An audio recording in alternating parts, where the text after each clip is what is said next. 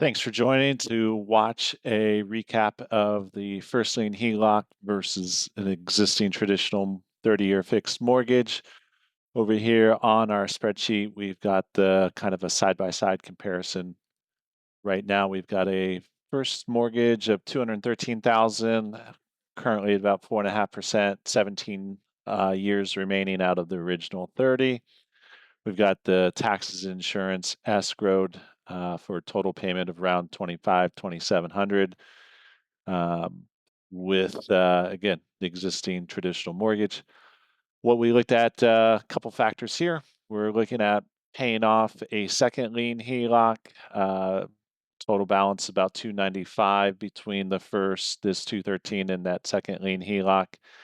And then we are going to look at um, what the results are. So first scenario, we've got about 9,500 coming in, on average 5,500 coming out. We're going to set up a checking account that's attached to the line of credit. So we're going to automatically sweep the funds as they get deposited from the checking account right over to the line of credit, and then vice versa for expenses out. So in this first scenario, we're looking at just those two items, and then we'll come back and look at the auto loan as well. We'll also look at some additional income that we're not factoring in yet. This is just the base income. So starting off, currently 17 years left to go on the current mortgage. If we combine those two and above, we're at 13.2 years. Right now on our just our first mortgage, we have about 92,000 of interest left.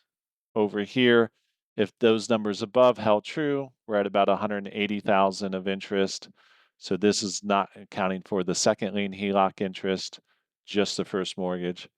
Now we want to start to really add in some of the additional layers that we talked about. So one would be what it would be like if we added a car loan that has a balance of 20 grand. So that would be 315 altogether. And then that payment is 750 a month. So we would reduce our expenses down to 4,700. Now our timeline is going down to 10 years.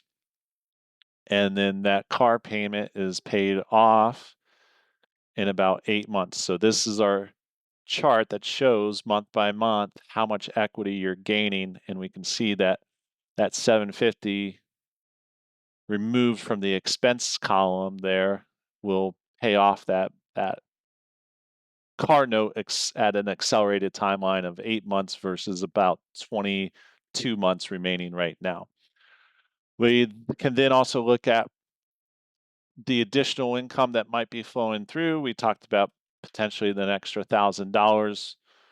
If that starts to come consistently, we can now start to see that timeline getting down to 7 years, our amount of interest also decreasing.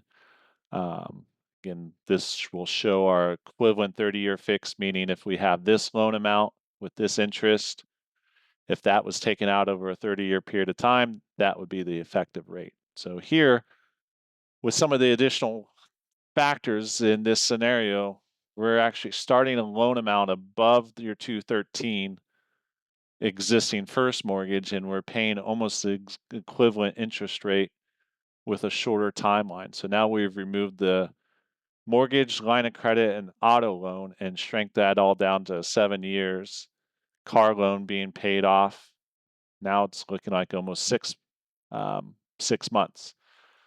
So the additional income that's outside of the W-2 that was mentioned, along with paying off the car, the line of credit, this all starts to look like a scenario that really outperforms the existing mortgage.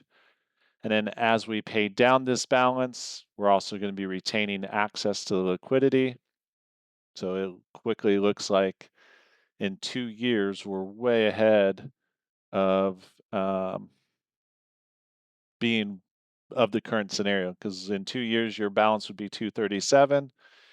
And over here, you'd have the 196 plus the existing second lien and car loan still. So Again, just how we utilize first lien HELOC towards our advantage, flowing all the cash flow in, expenses out, having that right combination against the loan amount to help accelerate and then retain access to the liquidity. So thanks for watching this quick review of the first lane HELOC scenario. Let me know if you have any questions. Feel free to reach out. Thanks.